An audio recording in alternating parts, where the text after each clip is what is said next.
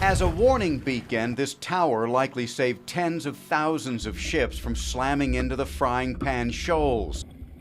As a dive spot, it's given scuba enthusiasts across the Carolinas a spearfishing and sightseeing anchorage like no other.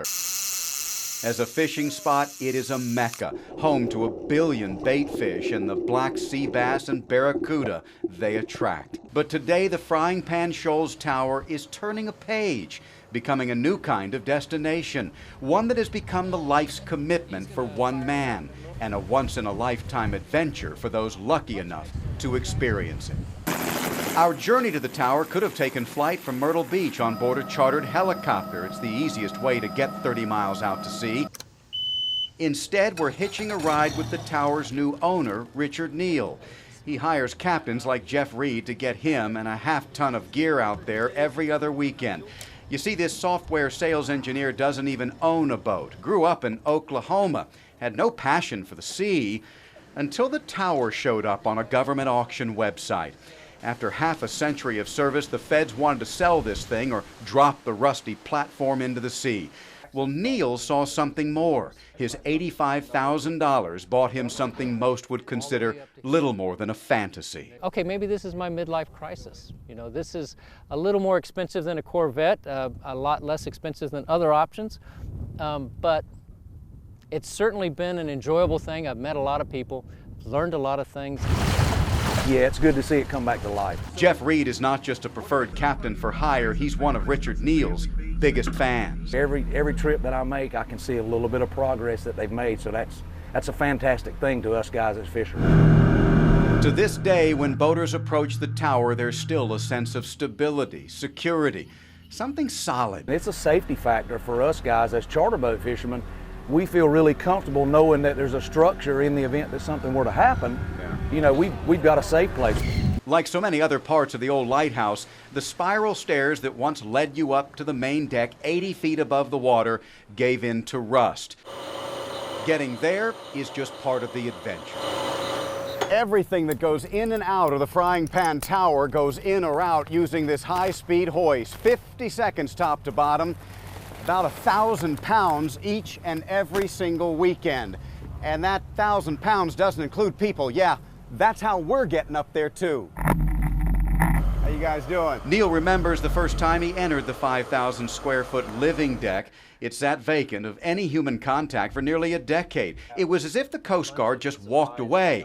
And they pretty much did, just as the advent of satellite navigation made the tower obsolete almost overnight. I walked into 1960. It smelled like 1960 in a good way, you know, like a barbershop or something like that.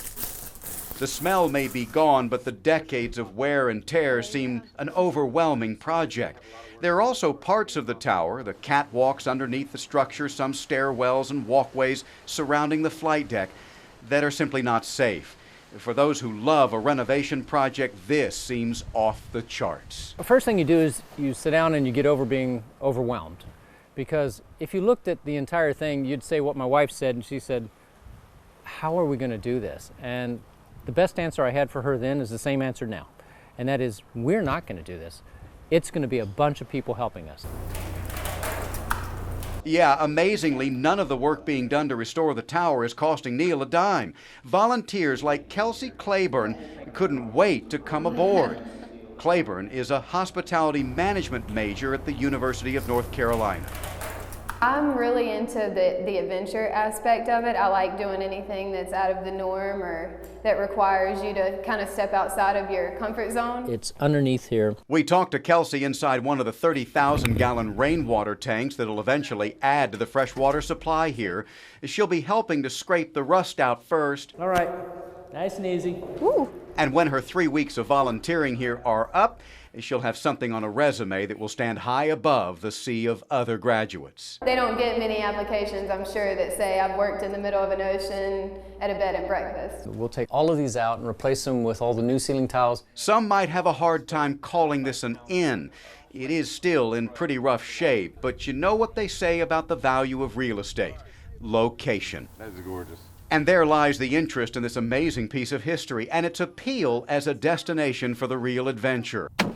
On this weekend, 2 families are staying in 6 of the tower's 8 rooms. Their $500 apiece weekend includes, well, pretty much your room and one heck of a view. All that rust, all that peeling paint, all these popping floor tiles throughout the hallways and the bedrooms. This is a bed and breakfast unlike any you've probably ever seen before. In fact, it'll take you an hour or two just to figure out, to absorb exactly what it is you're doing here and why. But once you do, you'll realize you found a place unlike any other on Earth. The sky is the limit on what can occupy your short time here, but this is truly a sportsman's paradise. The flight deck becomes the perfect skeet range or driving range by day, and a stargazer's wonderland by night. Many guests choose one of the deck's hammocks to let the constant breeze whisper them to sleep, and every morning rewards an early riser with a sunrise that seems to go on forever. Despite the current condition of the tower, guests become fans here very quickly. Rick Stoker spent years fishing around the tower, admiring it, as most did, from a distance during its days of active service. There were men hanging everywhere, painting and grinding and welders, and there was activity here and helicopters, and I was like, wow, such a monument, you know, to the local guys. On this weekend, his dream of spending time up here with friends will go down as one of the greatest joys of his life. And I can't believe I'm standing here talking to you. And my boat's sitting here on a buoy for me to go down in the morning and get in and go to stream in just 30 minutes instead of 2.5 hours. Fishing, whether it's from a boat or from the tower walkways, is practically a guarantee of fresh seafood. And the adventure here continues when it comes to breakfast, lunch, and dinner. Mealtime here just as unique as the tower itself. Folks, there are no chefs here. In fact, guests are encouraged to rummage through a refrigerator, perhaps the pantry, maybe what they brought or what they caught, and then get cooking. There are no rules and no limits. If it's here and you can make a meal out of it, put your skills to the test. Many say this 53-year-old will be lucky to have the time to ever complete the renovations and repairs to the tower.